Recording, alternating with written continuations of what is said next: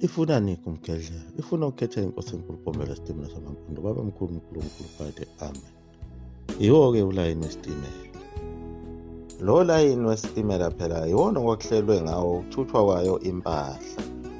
Isibheke khona phela emachwebeni, iyolayishwa emkhonjeni. Yibo phela osomabhizinisi laba sebefikile ukuzokumba khona lapha ezimayini.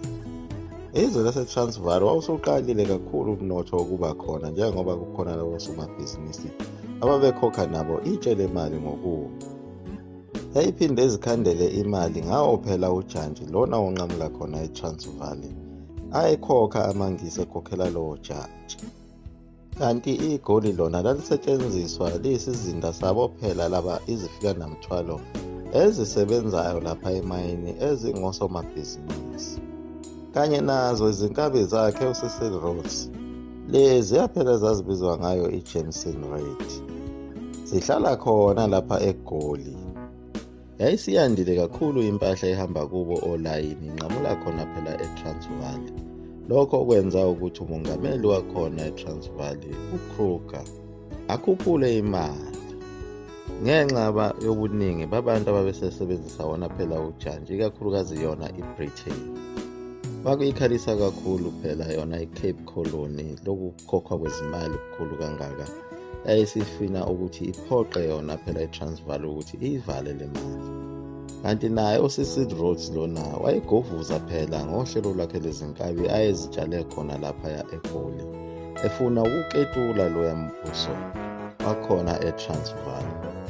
Kanti uRhodes lelu hlelo lakhe uzolenza kabi kuDisemba 29.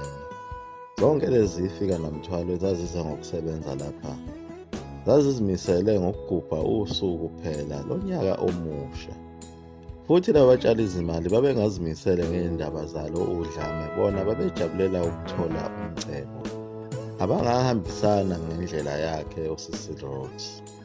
Icebo laso lesi siqhwaga esinguCecil Rhodes alihambanga kahle ngoba phela akuvumelananga nabo phela osomabhizinisi laba babeyifika namthwalo ababezinze khona eGoli. Ngakho phela ukuketulwa kwayo iTransvaal bese kushintshwa uhulumeni, behlukana phakathi. Kanti leli cebo likaRhodes alisebenzanga nangokuthi izinkabi zakhe phela iJameson Rate yona yayisizitshela ukuthi kusekulunge konke, yayibesigasela khona kwelaseTransvaal ithi ilindile phela ukuthi ukhale indweba yakhe uCecil Rhodes ukuthi-ke asiye khona abafana bakhulu. Kanti lizofeyila lelo qhinga, nazo lezi nkabi zibanjwe khona lapha eTransvaal lapho ezazicuthe khona emngceleni. Zabe seziyaboshwa kanjalo-ke lezi nkabi, nalo icebo lakhe uRhodes lafeyila. Kanti iJameson Rate lena icutha njena kade kwaziwa ukuthi vele iyeza. Nangalesi sikhathi isagogobele khona eGoli kwakuvele kwaziwa ukuthi isikhona. Yabanjwa ngawo umhla ka-2 Januwari 1896 eDoornkop eduze kwaseKrugersdorp. Lafela kanjalo-ke icebo lakhe uCecil Rhodes kanye nayo iJameson Rate. Athi angababamba amabhunu ayebesebabopha, kodwa amabhunu abuye abadlulisela esandleni sohulumeni babo ukuthi beqhubeke nezigwebo zabo. Abesephinda edila nazo ifika namthwalo lezi phela ezayizinze khona eGoli ezazingabasebenzi bakhona lapha ezimayini zegolide behweba khona. Bathola iqembu lalabo phela babehambisana nawo amaJameson Rate kanye naye uCecil Rhodes.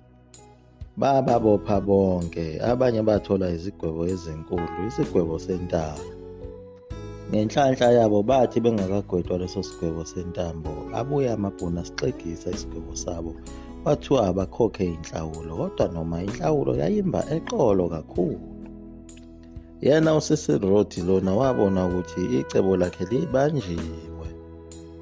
Venene ngejubane nanguya eseyoresigna phela, wasiyeka isikhundla sakhe. Esebona khona phela ukuthi naye uzobanjwa aboshwe ngoba kwakuyena ungqondongqondo waleli cebo. Phela uCecil Rhodes lona wayevele ethembele kakhulu kuwo umsebenzi wakhe wazo izimayini. Lokhu ayekwenza nje kuhulumeni kwangamngeniseli imali, kodwa kwakumlethela amathuba angcono ukuthi asebenzise amandla kahulumeni ukuze athole izimayini ezithe thuthu. Njengaye futhi uhulumeni wakhona lapho umongameli wase-South Africa naye owenza okufanayo lokho okwenziwa uyena uCecil Rhodes, naye wathi mayibanjwa ukuthi usemaphutheni amakhulu.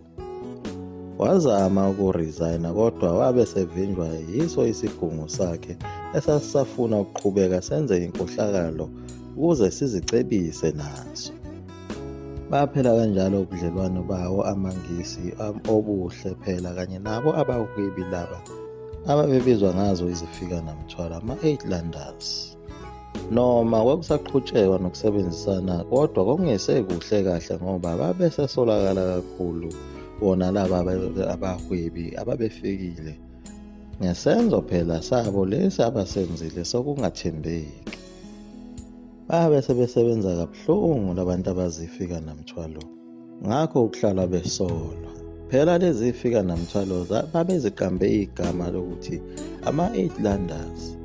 Kwakuyiqembu labahwebi asuka emazweni amaningi ahlukahlukene akhona e-Europe. Ayezifunela umcebo kuphela. Abe senikezwa indawo laphayana eGoli ukuthi abahlale khona phela azinze khona ukuze kusetshenziswane. Kodwa imbono yawo lamaqembu ama-Uitlanders ayingafani ngaso sonke isikhathi, ngakho phela ukuthi ayesuka emazweni angafani. Njengoba lawa amanye ama-Uitlanders ayekade ekhohliswe uye phela uCecil Rhodes lona owayewathembise izinto eziningi nokuthi phela fanele ebebe izakhamizi zakuyo le ndawo, nakho ukuthi fanele bangene ohlelweni lokuvotela phela uhulumeni ukuthi imuphi uhulumeni abafisa ukuba abaphathi. Kodwa elinye iqembu lazo ezifika namthwalo lezi lalinganendaba nayo yonke leyo ndaba yamalungelo, lona lalifuna ukuzoyisebenzela imali, lifuna umcebo kuphela.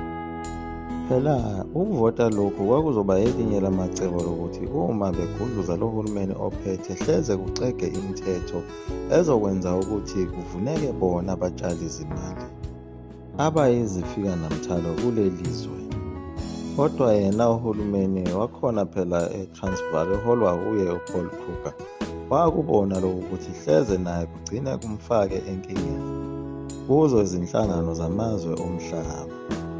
Wagcine esebavumela bona laba bafiki ukuthi bethole phela indawo bebe izakhamuzi zakulo lelizwe lase-South Africa. Kodwa wase banqumela ukugwayeka tiye ukuthi kumele uhlale iminyaka engaphezulu kwemihlanu ngaphambi kokuba uthole ilungelo lokuba kule ndawo ngokusemthethweni. Nalo ilungelo lokuvota bagcine belitholile, kodwa kwakunembandela ukuthi akube yibo phela sebeqede 14 years behlala kule ndawo abazokwazi ukuvota. Noma basebelitholile abazifika namthwalo ilungelo lokuvota, kodwa futhi babenganendaba nalo, bengalisebenzisi lelo lungelo labo. Unobhala lona phela onguChamberlain owayeqokiwe ukuba asebenze nawo uCecil Rhodes wazama ngawo wonke amandla ukuthi abuyise inhlonipho nesithunzi sabo abafiki laba bangabahwebi ngephutha phela lalenziwe uye uCecil Rhodes. Waze wagcina nangako kumema yena uPaul Kruger ememela khona phela eLondon ngenhloso yokuthi wayefuna ukwenza inyunyana yakhona eSouth Africa ukuba kusetshenzwe ngokubambisana. Kodwa uPaul Kruger wayengasamethembile ngenxa yazo zonke lezi zinto akade bezenza eziyimizamo yokuhlasela iTransvaal. Kodwa uPaul Kruger waligodla ulwazi oluningi ngoba engafuni ukuluputuza ukuthi iTransvaal kusho ukuthi khona lapho yehluleka khona ukumelana nezindaba zepolitiki yakhona.